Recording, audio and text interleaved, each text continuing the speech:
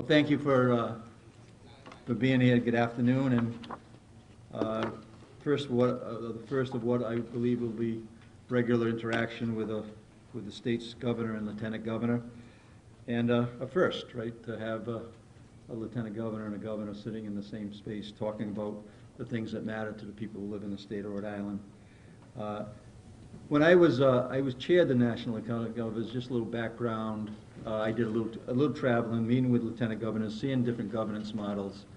One of them was my friend in Iowa, that actually a governor and lieutenant governor, they press conference weekly at that point in time. Right now we got the COVID thing going on Tuesday, so maybe do bi-weekly or whatever it might be, but eventually weekly. And the governor said a few words, and then the lieutenant governor said a few words about what was going on, and then we opened up to questions, and that's the idea of this concept. So I can go over a couple things that are front and center issues right now that we're working on. The world is turning. You know, it's not all about COVID. The world is turning, and the things that we do right now in the state are going to impact us for years to come. So we just opened up the application on the small grant program, at the $5,000 small grant program. The news to the people that are still out there is that the spots are going fairly quickly. We're over 75% subscribed at the moment, so over 3,000 people have responded since Thursday when we opened up that for a $5,000 grant, and we expect to oversubscribe, and we have reserved a little bit of money just in case we do oversubscribe. So there's still funds left. You go to commerceri.com, commerceri.com. And then there's a great discussion on the stimulus money, the money that we currently have, the money that is coming in. With the American Rescue Plan, first, let's thank the congressional leadership in terms of bringing that to the table. It does give us a great deal of opportunity, and I want to just thank our congressional leadership, each and every one, for the work that they're doing to make sure that Rhode Island gets its fair share of these funds. We're still waiting for some comprehensive guidance in terms of what the Treasury looks at in terms of what those funds can actually look for. We're expecting some guidance coming in within the next couple weeks.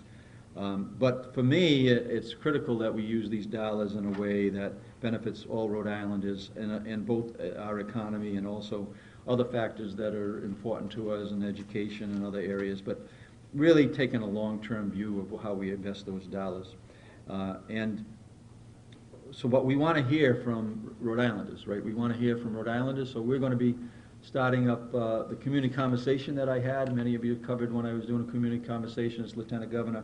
We're going to start that up again next week. And we're going to create this forum that we're going to talk about a Rhode Island 2030 plan, what that would look like. What would Rhode Island look like using the resources that are currently coming into the state, but also projecting out that there's going to be significantly more. Many of you were at the construction announcement yesterday with $1.4 billion coming into the state for the infrastructure. Well, that's what's going to happen on many of these issues that we're working on right now. So we're going to include organizations, municipalities, businesses, stakeholder groups, members of the public to help formulate our plan on how we're going to use the current dollars. But then with this 2030 plan, really anticipating what Rhode Island would look like 10 years from now. So those community conversations will happen. And finally, I would just say that that Earth Day is coming. I just want to certainly make a plug for that. We're going to make sure our state's looking nice and clean.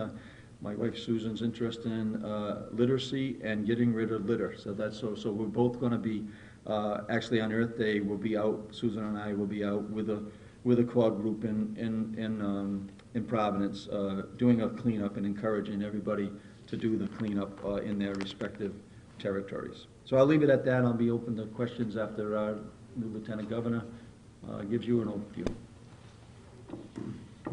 Thank you, Governor. Good afternoon. So I just want to give you an overview about the things that had been happening in the office of the Lieutenant Governor. As you know, this is my first week since the confirmation at the Senate.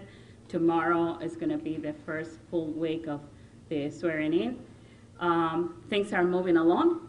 I'm putting together a plan for my first 100 days.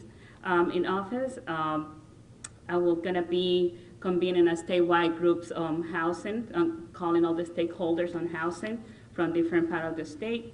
That's something that we're gonna be working on. And also, I'm gonna continue some of the work that Governor McKee was doing when he was the Lieutenant Governor. We're gonna continue the small business town hall, and tomorrow we're gonna have one at noon. It's gonna be the first one that I'm gonna participate of on Facebook Live. I also began to bring on staff. As many of you have reported already, that Ernie Almonte, who's the former Auditor General, is the chief of staff for my office. And also I have two new staff that just started yesterday, Katia Lugo and Billy Kepner, who both of them used to work with me at the city council before. It's important for me to bring individuals that know already the work because I don't have a transition period. I have to start running right away. Most importantly, I have been already started visiting the 39 cities and towns.